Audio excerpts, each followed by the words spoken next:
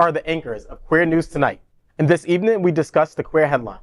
Master Chorale honors Mathew Shepard's memory with Considering Mathew Shepard, supported by our fund. CFO Mark Blaylock emphasizes fighting hate. Target opts out of stocking LGBTQ plus merchandise in some stores for Pride Month due to backlash and sales impact. Swiss singer Nemo wins the 68th Eurovision with The Code, celebrating non-gender identity. Inner Body and CDC reports reveal 50 metro areas facing the highest STI rates impacting gay men. In season 14 of Doctor Who, Jinkx Monsoon shines as Maestro, the arch-nemesis of Doctor Who. Good evening. Welcome to Queer News Tonight. This is the world's first and only LGBTQ plus daily evening television news.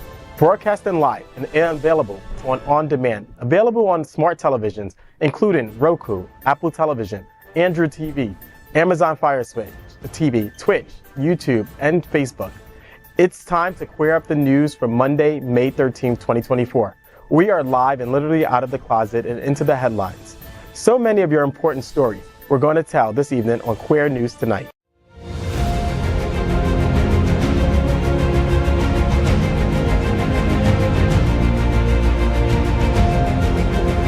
This is the world's first live daily LGBTQ evening news show, literally out of the closet and into the headlines on Queer News Tonight.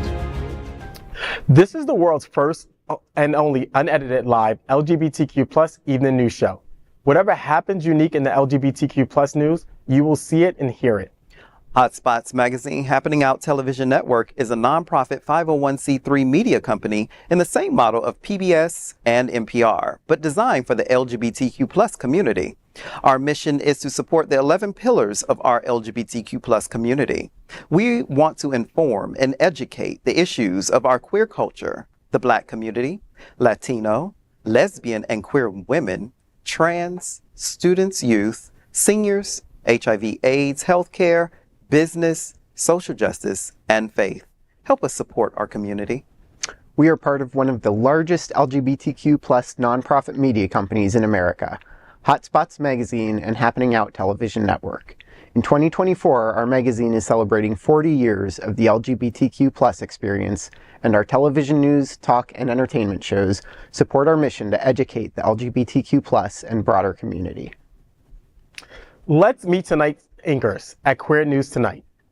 Let's welcome Harrison C. Davies. He is a level 10 Google local guide whose contributions have amassed an over 600 million viewed following. Harrison is well known in the community for using this platform to give hundreds of small businesses a voice and exposure in the greater Southern Florida region and beyond. Harrison, the Stonewall Pride Parade and Street Festival in Wilton Manors is Saturday, June 15th, featuring the first ever Night Glow Parade. Tell me, what's happening? Well, Doctor, a lot's going to be happening on Wilton Drive. The city's going to be going the Twilight route again, so you might just be able to leave the sunscreen at home that day. And, I mean, Stonewall, it really is the premier, gathering, the premier Pride Parade in Florida, if not in the entire country. I mean, I travel all the time, and everybody's talking about it.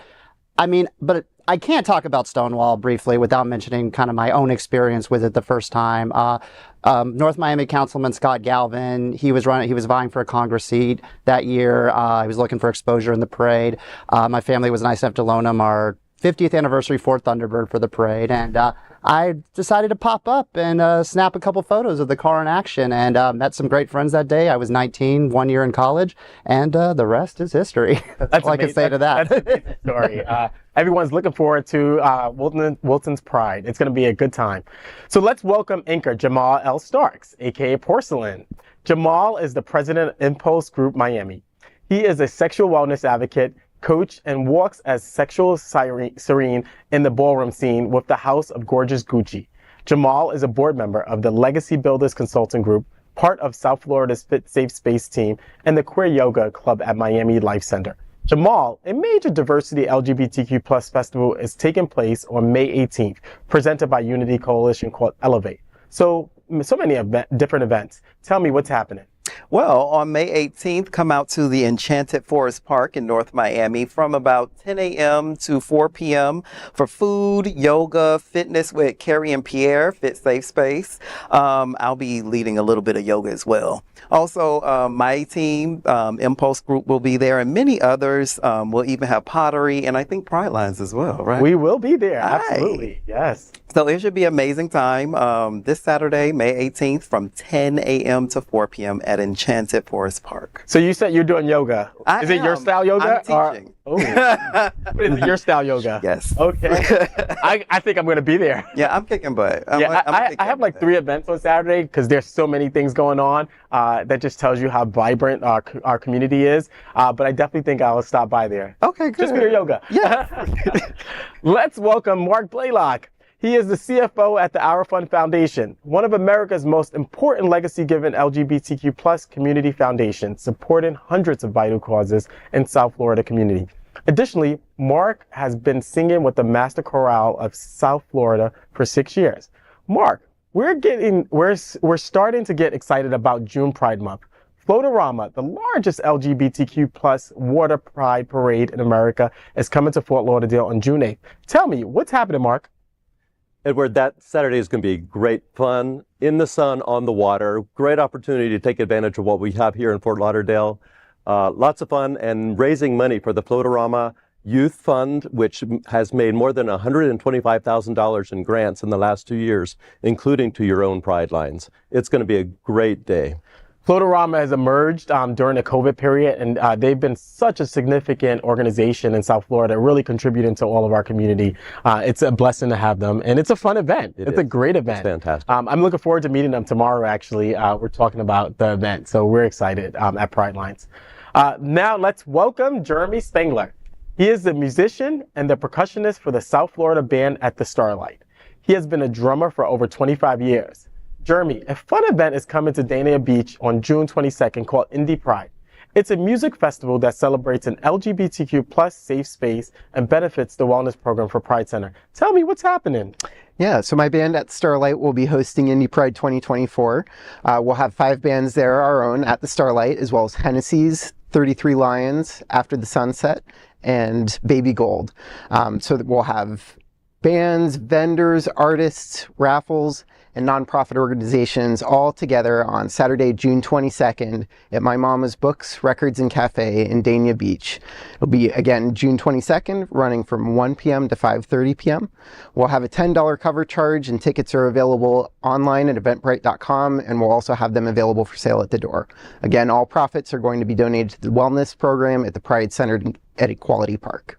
That's great. Looking forward to it. And of course, this is tonight's lead anchor, Dr. Edward Summers. He is the executive director of Pride Lines, Miami's LGBTQ Community Center. He serves as a primary therapist and program director at Eye Care Treatment Center in West Palm Beach. He was also the founder and CEO of the New York-based nonprofit, The Thinkubator. Edward, Pride Lines is expanding its community outreach and will be hosting a special program right here in Wilton Manors called Executive Circle, being held at Todd's Catering on May 29th. Tell me what's happening. Yeah, so this is really exciting. So Pride Lines, we have been around for 42 years, and our basis geography that we cover is Miami-Dade. However, increasingly members of our community have flocked from Miami-Dade to, Wilton, to, Broward County. And so we increasingly have been asked by donors and friends to host something up in Broward, to introduce ourselves or to reintroduce ourselves to the Broward community. Under my leadership, things have changed a little bit at Pride Lines. And so I'm very excited about all the new things that we're doing at Pride Lines. So this is an opportunity for us to just tell people what we're doing in Miami-Dade and to really talk to our nonprofit partners here in Broward to let them know that we're partners and we're here to play in the sand and play nicely. We have at Pride Lines experienced a number of clients that are from Broward who have come to us, and we refer them back to Broward, but then they come back to us. So this is our opportunity really just to tell people, here's our services, here's what we're doing, and we want to continue to collaborate and work with people here in Broward. So we're very excited about it. It's going to be a great event. Todd Catering, he's donated in the space and the food, and it's just going to be a lovely event just to talk about Pride Lines and what we've been doing and what we've been accomplishing, quite frankly, since, I joined last October. So very exciting event. So we are the reporters for Queer News Tonight. And this evening we begin with the queer headlines. The LGBTQ plus community in South Florida and across America is diverse. Our community across the world is vast. And here are the bullet points for Queer News for Monday, May 13, 2024. First, this evening, let's queer up South Florida and Florida. Our fund supports Master Chorale, considering Mathew Shepard May 31st. The Master Chorale of South Florida presents Craig Hella Johnson's Considering Mathew Shepard, a moving tribute to the enduring memory of Mathew Shepard. Brett Carlisle, the artistic director of the chorale, will conduct this poignant June Pride Month event. This musical event commemorates the 25th anniversary of Shepard's tragic death.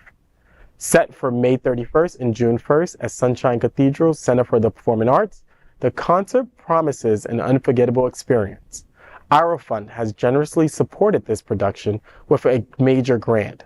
Mark Blaylock, Chief Financial Officer and Legacy Officer of Our Fund Foundation, will also be singing with the Master Chorale. Mark believes in the importance of sharing Shepard's story to combat hate and division in society.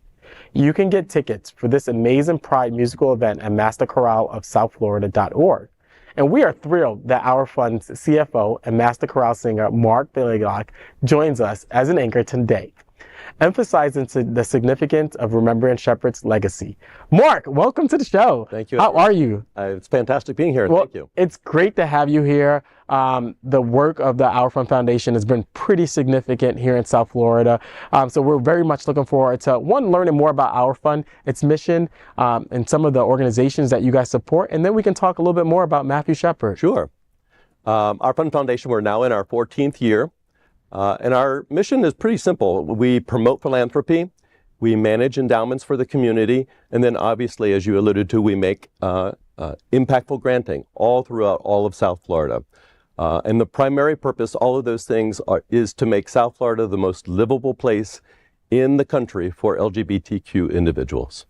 That's pretty great. And selfishly, Our Fund has supported Pride Lines even before I joined, and you and David Jobin has been really generous in supporting my leadership at Pride Lines, and the funds are pretty significant to help us support our community. And I've heard so many stories of other nonprofit organizations that you guys have supported as well. So, kudos to you guys for the work that you guys do for our community. Thanks. Now, tell us about this event that you guys are sponsoring and that you're performing in as well.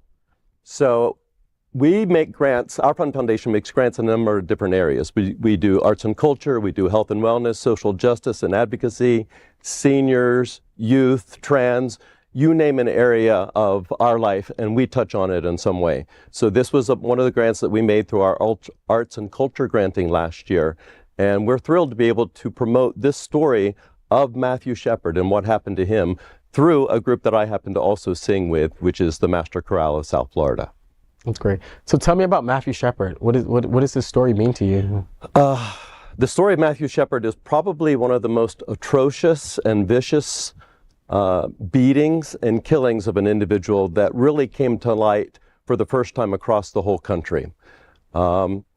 It brought to light, I think, the first time what a hate crime looks like. And that was part of the vocabulary that didn't exist at the time. But as a result of what happened to him, there have been hate crime laws enacted on the federal level and the local level. So I think it's a story that needs to be told, and it shows what can happen with bias and division and hatred, where it can lead to if you aren't telling those stories. I'm reminded of the fact, before I got into finance and nonprofit work, I was a history teacher. And there's a saying that says, those that don't remember history are condemned to repeat it. Mm-hmm. So I think the Mathew Shepard story is a story that needs to be told to each and every generation so that we don't. Yeah. No, I think it's very significant. And while our recent death that we had in Miami Beach of Andrea Despasos was not, we don't think, it hasn't been indicated as a hate crime. Nonetheless, it was a crime, and it was a crime where a member of our community was brutally beaten while sleeping.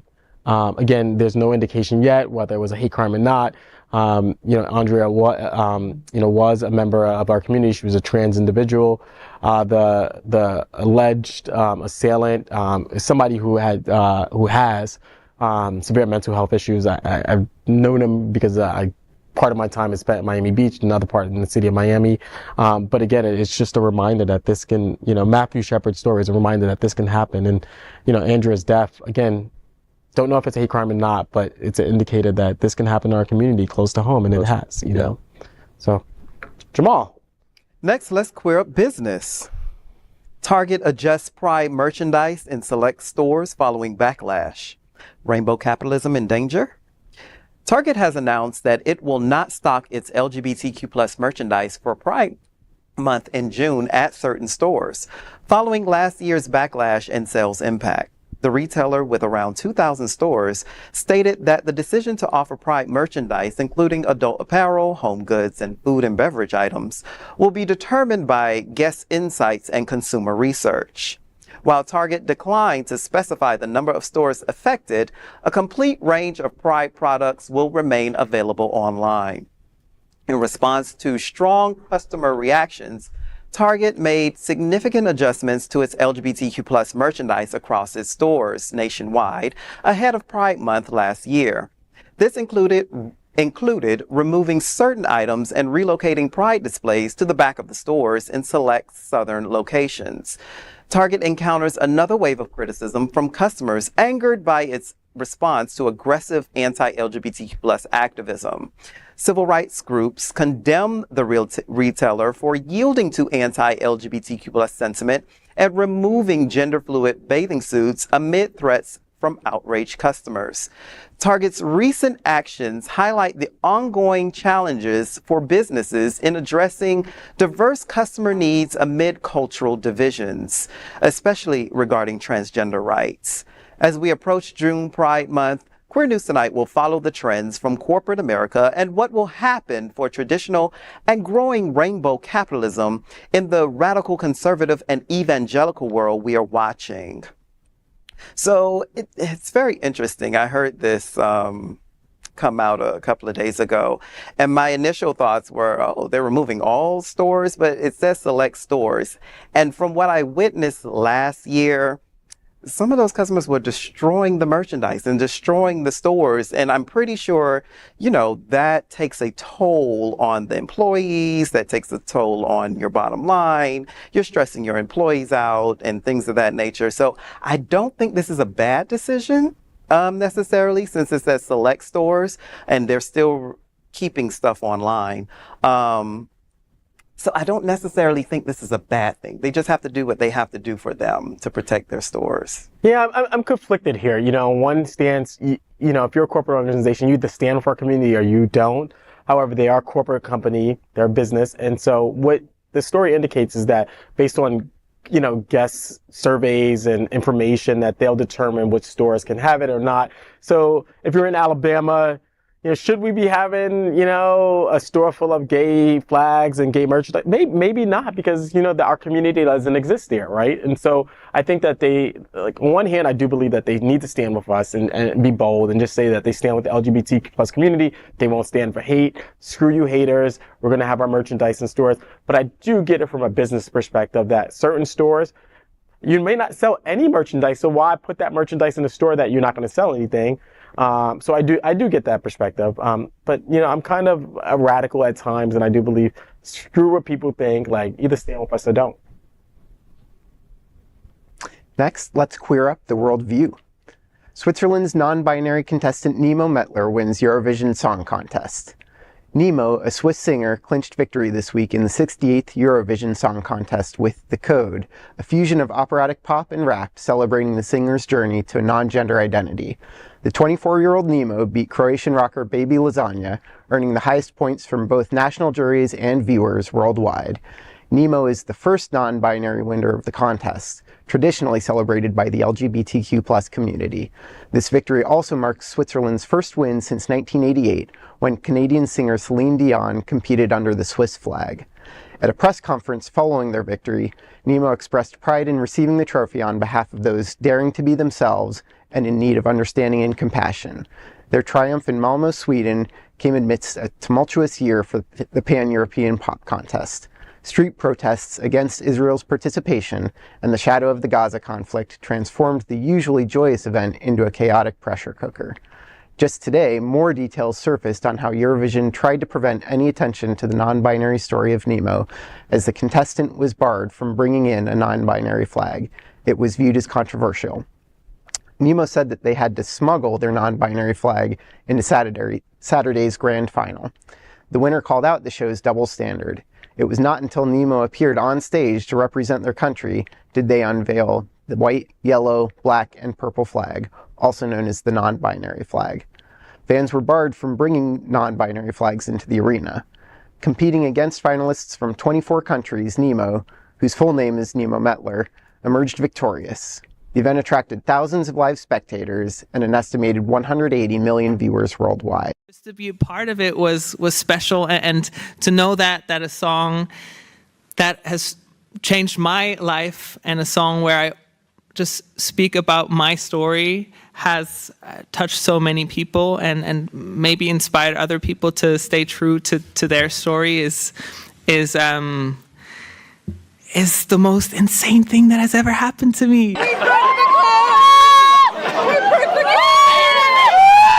I have no words. It feels like I'm in a dream. I just wait someone to come and pinch me. It doesn't feel real at all. As a Nemo there and a non-binary person, and to represent this message, just what they are for us is really important, because it's showing that Switzerland and Europe and the world is really open, and that we accept everyone, and we are actually here to break the rules. I think it's also worth recognizing that Ireland's Bambi Thug was also a finalist, so there were actually two non-binary singers who were competing in the finals this year. No, this is amazing though. Like, go Nemo. Like, screw it. Let the flag in. Like, I mean, this is an amazing story. Like, I mean, it's like, and then, you know, from the clip, that woman, you know, from Switzerland who just spoke about what this means and the significance. I mean, this is a pretty amazing story, and kudos to him. You know, while we oftentimes report about, you know, stories of hate and, you know, just negative stories about our community, here's a positive one. Despite them not wanting Nemo to bring the flag, and Nemo did it anyway. He said, fuck you. Excuse my French. But he said, screw you. I'm going to bring it anyway, and I'm going to express who I am. And having, you know, hundreds of millions of viewers view this as pretty significant progress for our community. And I was just smiling at the whole story, because this is like an amazing story. And what a beautiful person. And that was a beautiful video. I mean, like, yeah. all of the people with their, even though they didn't let them in with their trans flags, but they still made it on the news, and we still talking about it over here. So, +1, even though that Target story was a downer, this was a big +1. This was a +1. Oh my God. No, it's amazing. I mean, you know, I take this as a win for our community. I take this as progress. Exactly. And Switzerland, I don't know much about Switzerland and how progressive they are, but the fact that Switzerland is, you know, they have progressive people there, you know, and it's amazing. Think about how encouraging that could be to the youth that saw that as well. That's right. That's huge. That is huge. And the message is be yourself. Yes. Be yourself. Be your authentic self, whoever that is. Let's queer up health. 50 cities with highest STIs and 2 Florida cities getting top honors may not surprise you. A new report from the CDC sheds light on the 50 U.S. metropolitan areas grappling with the highest rates of sexually transmitted infections. Despite advancements in HIV prevention, STI rates, including chlamydia, gonorrhea, and syphilis, have surged over the past decade, with a disproportionate impact on gay men. In 2022, approximately 1 in 130 individuals across the U.S. were diagnosed with an STI. However, the statistics vary significantly across locations. Health research firm Interbody meticulously analyzed state-by-state data to identify the cities and towns with the highest number of STI diagnoses. Surprisingly, Philadelphia emerged as the city with the highest STI rates, with 1 in 65 residents diagnosed with an STI in 2022. Following closely behind are Memphis, Jackson, New Orleans, and St. Louis.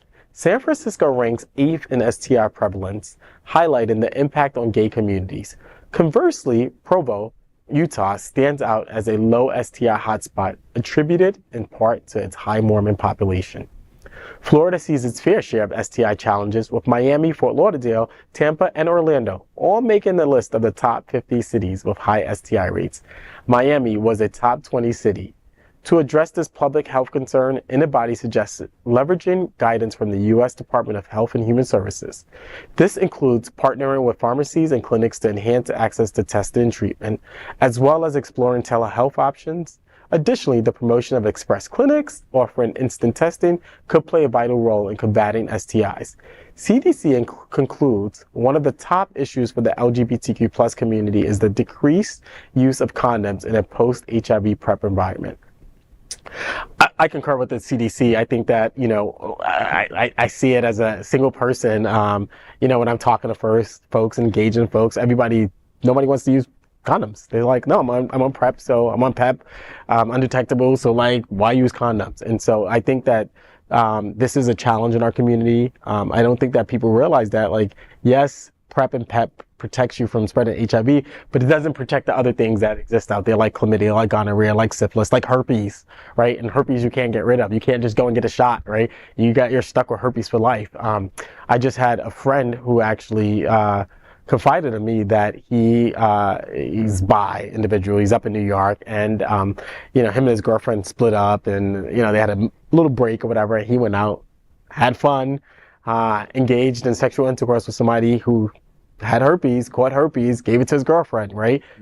Now you have 3 people infected with this, maybe more, who are infected with this for the rest of their lives. And yes, with medication you can control it, but the reality is these STIs still exist. They still impact our lives, and we need to talk a little bit more about it in our community. I don't think we talk enough about the fact that PrEP and PEP just protects you from HIV, and that there's still these other diseases out there that we need to protect ourselves from. So wrap it up. Wear a damn condom.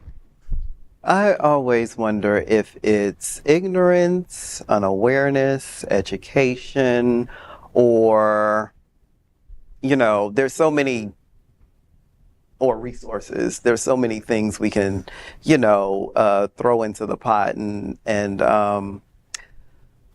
I always come back to education and awareness, and I think it's just low with this. I mean, you can go to any clinic or any Walgreens or any CVS and get your blood pressure checked. You can take home a lot of tests, but when are we going to, as a community, ritualize getting tested? When are we going to ritualize that? When are we going to implement these as tactics? If you don't wear condoms, there's also doxy-PEP, PrEP, there's also testing.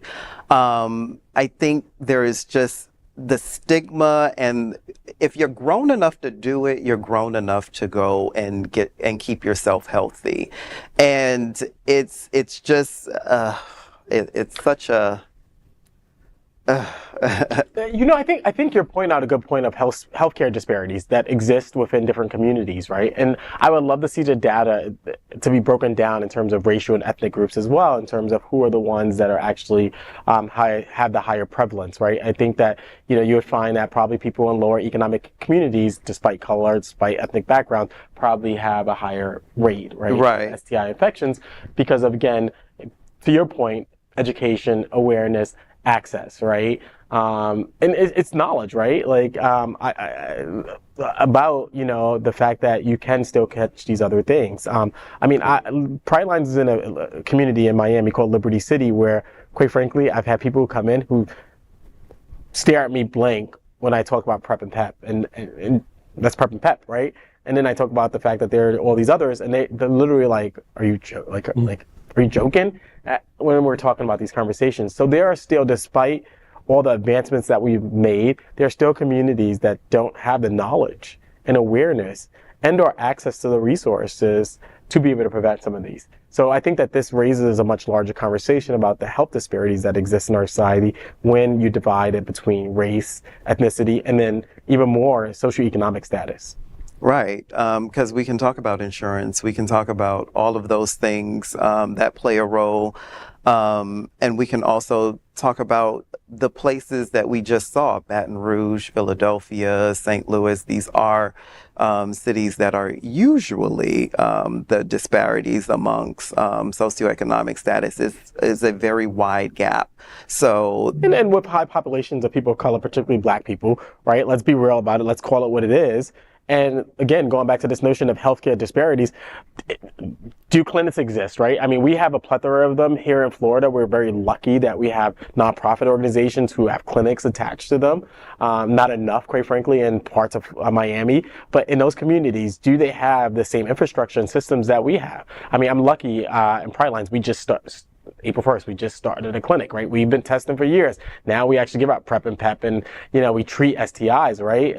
So we're lucky that we're able to do that, particularly in Liberty City, a community that is, you know, resource drained. They don't have a significant amount of resource poured into it like Miami Beach, where you have almost a clinic or AHF or CAN or one of the other facilities on each corner. Liberty City doesn't have that, right? Mm-hmm. They have HF there, but they don't have Pride Lines. Right? They don't have that many resources there. So the cities that were indicated, you know, do they have these resources? Do they even exist? And I've traveled to some of those cities. Like Philly, I don't see any pop-up clinics where you can just go get tested and get treated right there, despite not having health insurance. Right? And so we talk about another layer, right? Do people have health insurance to be able to pay for this, right? Because in not all cities can you access free healthcare services. Right. So I mean, it's very, this conversation deserves a much larger, you know, conversation, because when we talk about healthcare disparities, it's just it's not as straightforward as one would think, right? There's so many layers to this conversation. Well, I mean, if I can just chime in for a second, I mean, we've got, you know, resources going on here.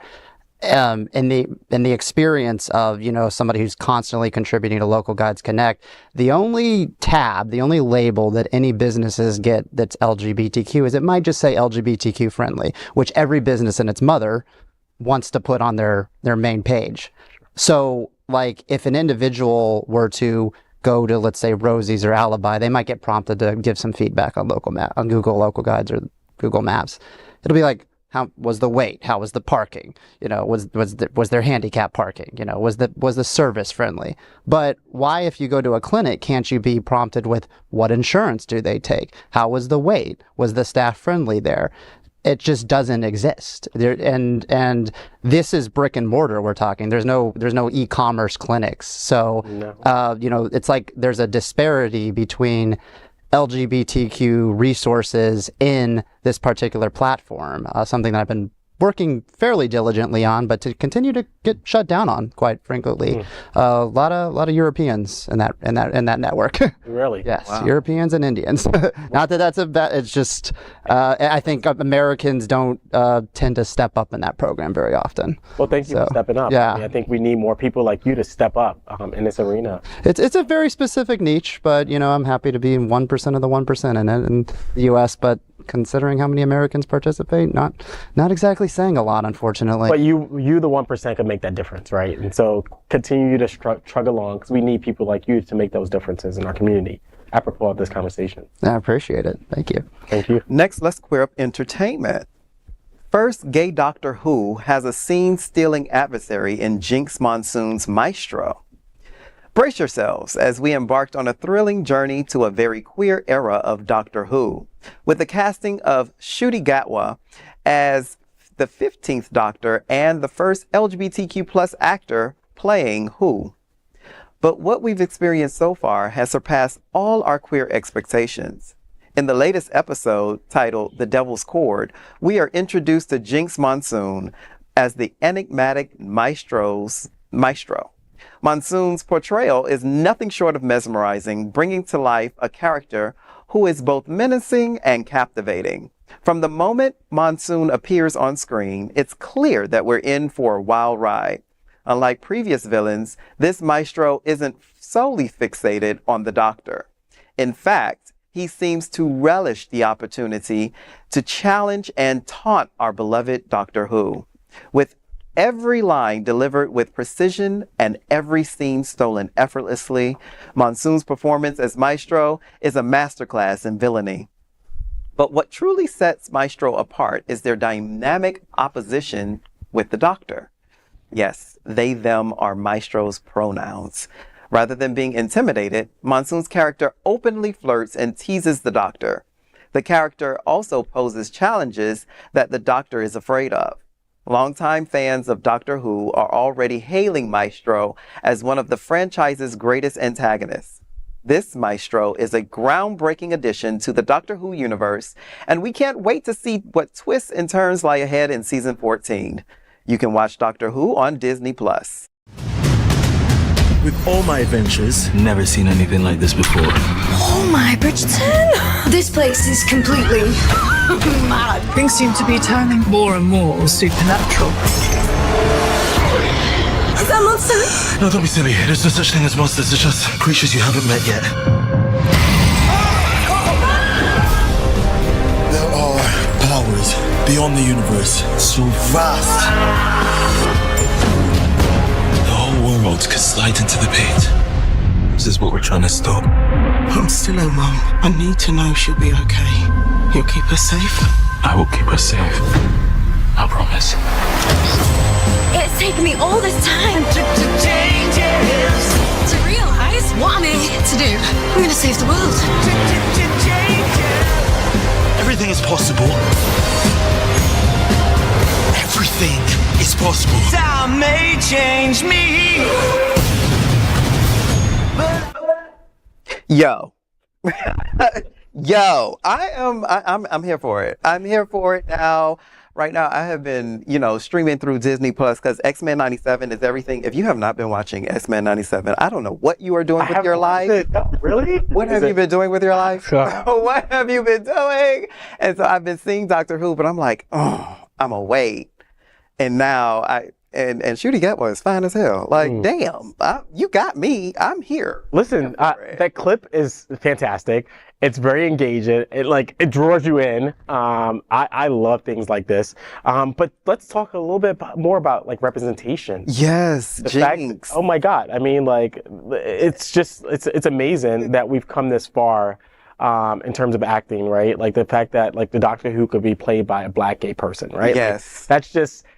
If you said this 5 years ago, I probably would have said no. And his nemesis is a non-binary. Right. I mean, come on, the progress that we've made, and it's on Disney Plus, which is a chill. Think about our state, right, where our governor thinks that exposing anything gay to younger people is bad. It's Satan or whatever. Disney Plus, which is known as a youth station, basically, is featuring this diverse cast of individuals. That young people will watch. And they've been doing this across the board because I've been on the Disney train right now, watching my, healing my inner child, especially as a millennial. But this is exciting. I see season 14, so now I'm gonna have to really dig. We have some work to do. I think we have to have a little slumber party where we just binge watch, Yeah, we should just do it. Yeah. Popcorn binge watch. Let's just do it. Heal our inner childs together. Yeah. Governor DeSantis, watch Disney, please. As a part of our mission to support the LGBTQ+ community, the Happening Out Travel Club offers trips around the world that are fundraisers for nonprofit initiatives and organizations. We invite you to join us for Medellin Pride, departing June 27th. Find out more at happeningout.travel/Colombia.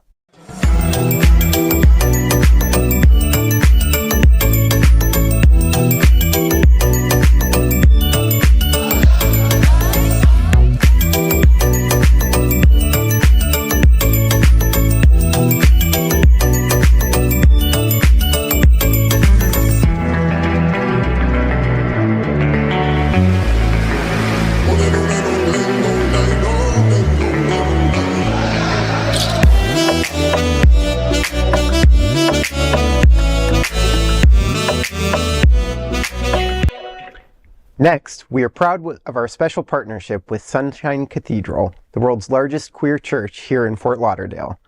Supporting that partnership, we are broadcasting from our permanent set here at Sunshine Cathedral at the Happening Out television studios.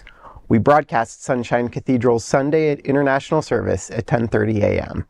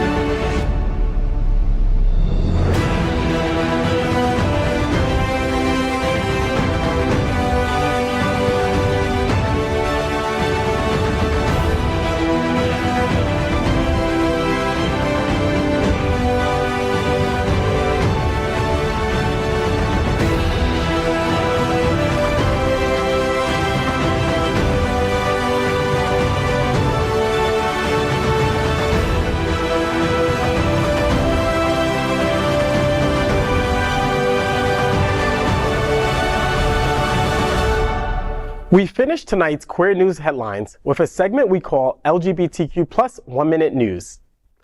LGBTQ plus 1 Minute News, let's queer up travel. Visit Lauderdale debuts Pride Burger on May 15th as a part of 954 Burger Month. Visit Lauderdale invites you to the burger event of the year. You don't want to miss the debut of the Pride Burger at the food truck store in Wilton Manors on May 15th, available throughout June. It's part of Greater Fort Lauderdale's celebration of National Burger Month and LGBTQ plus culture. The gayest place on the earth awaits to treat you with delicious burgers and more. I'm looking forward to a burger. I love meat. So we're going to have burger and pride at the same time? All together. Ooh. And at one of the newer independent businesses in Wilton Manors. Yeah. All right. Owner.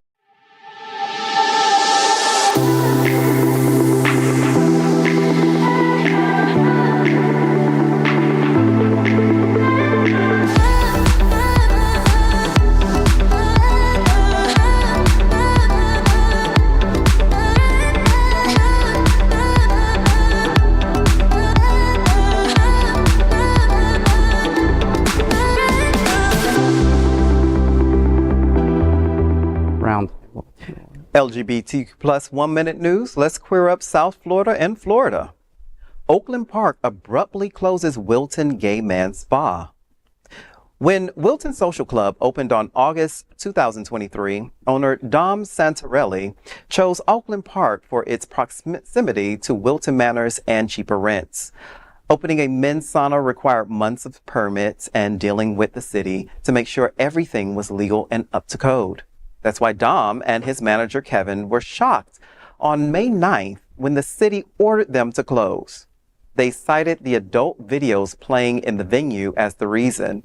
Other LGBTQ plus owners, such as Christian Perez, owner of Island City Massage, have shown support on social media, claiming Oakland Park had used vague citations to close them down as well, and forced them to move to the more expensive Wilton Manors. Queer News Tonight inquired if another gay adult sauna on the same street, Oakland Park Boulevard, was also closed. Clubhouse 2, while just a short distance away on the same street, is in the city of Fort Lauderdale. It continues to operate. Here was the Wilton Social Club video. Hey guys, so this is our final post from within the building. We've been ordered to vacate by 5:30 today, and we've been obeying the law all along, and we will continue to do so. So here on in, we were forced to shut down our social media, something I've never heard of before. But we also are compliant, and that's why we have changed our social media to this page, if anybody is wondering why. We continue to feel that we have done nothing wrong and that there was no reason to be shut down in the way we were, but that's what was ordered. So we're going to miss you guys terribly. It was a family, not a business. And I've made a lot of close connections that I hope to keep on, going forward with. And I know Dom has made some great connections. And this is just a chapter in the story. We're going to move on from here. We're shut down in this physical location, but they have not shut us down.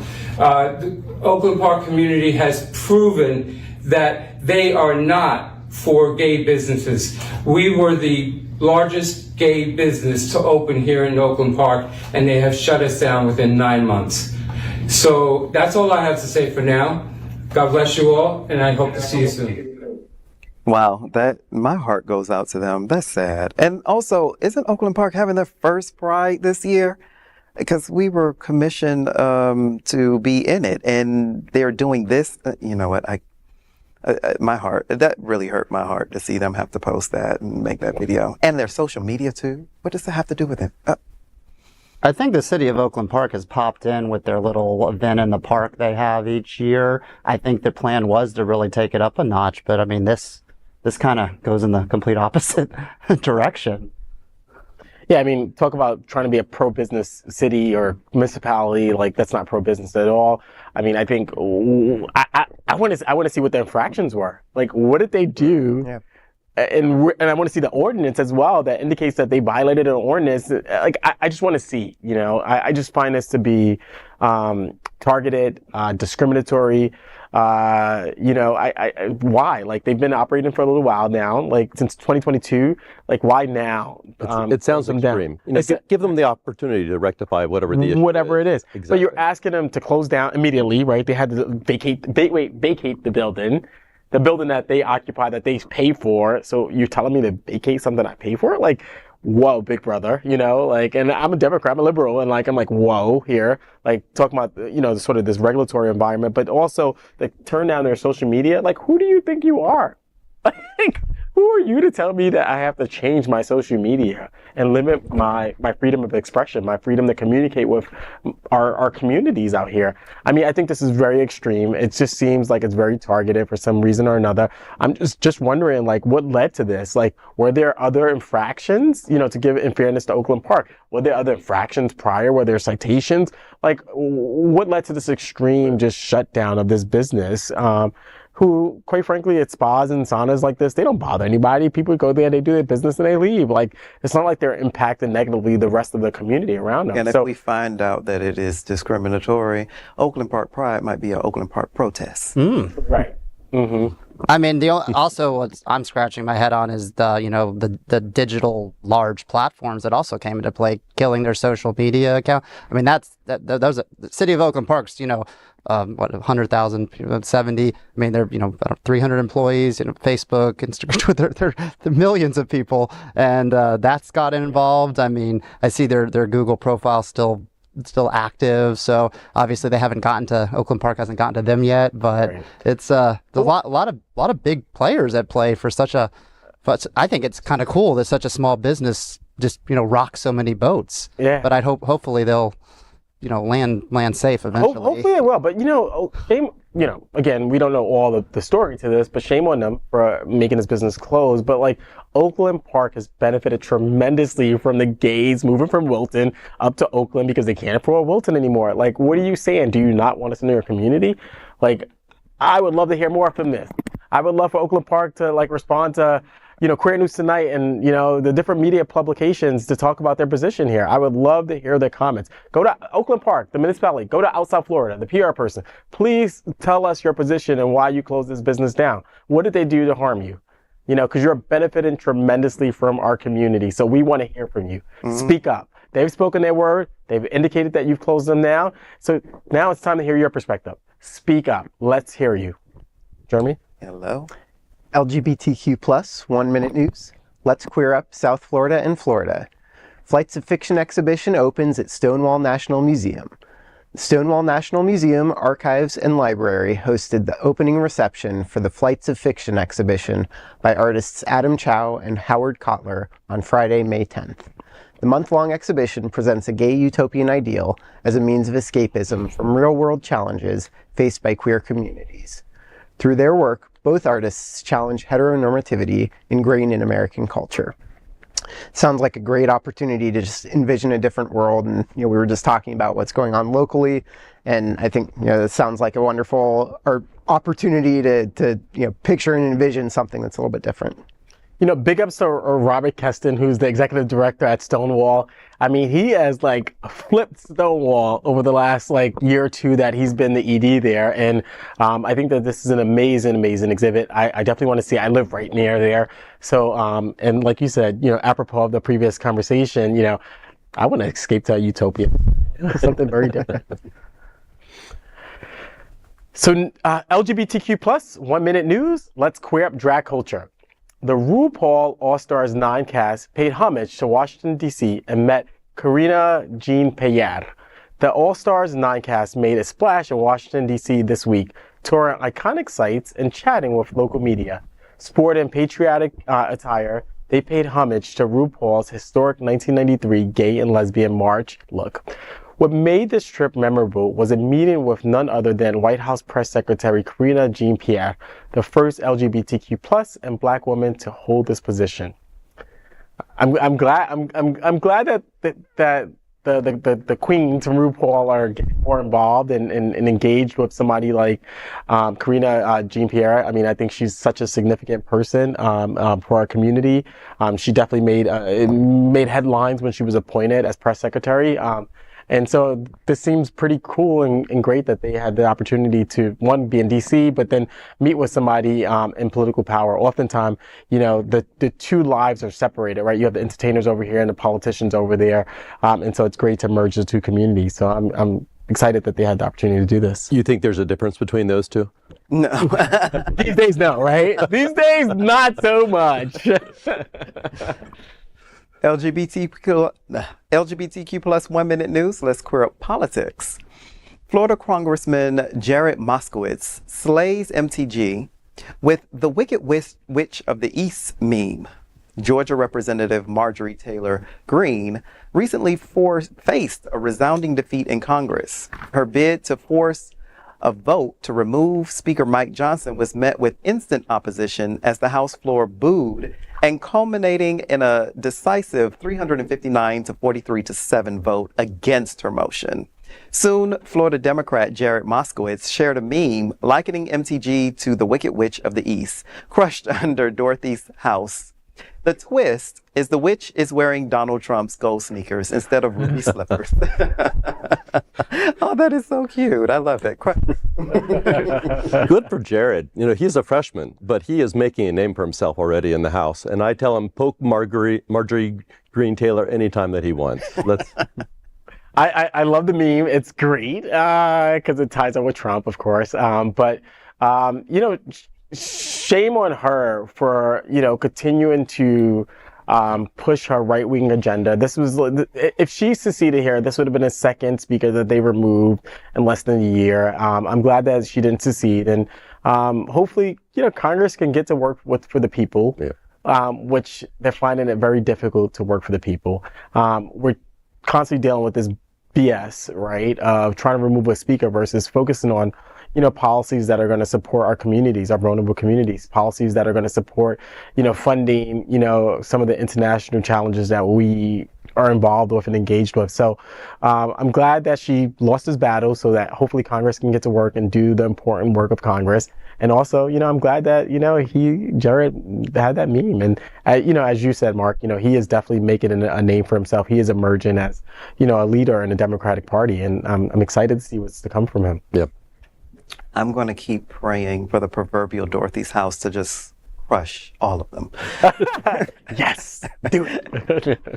And that is today's news for the LGBTQ plus community on the world's first and only LGBTQ plus evening news show. If our community is important to you, share this news with your friends and family. Are you, like most of America, part of our very large television audience watching this live LGBTQ plus news broadcast right now on Roku, Apple TV, Android TV, and Amazon Fire TV? Queer News Tonight is the only live LGBTQ plus digital television show in the world that is out of the closet and into the headlines. We need your support. If our community is to grow, we must tell our stories and bring them to the attention of the broader world.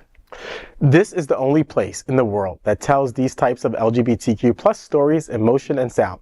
That is the passion of Hotspots Magazine, Happening Out Television Network, and Queer News Tonight. I am your anchor, Dr. Edward Summers. On behalf of these LGBTQ plus reporters, the anchors of Queer News Tonight, including Harrison C. Davies, Jeremy Spangler, Jamaal L. Starks, Mark Blaylock, we will see you daily at 8 p.m. To our LGBTQ plus world, we wish you Good night. Good night.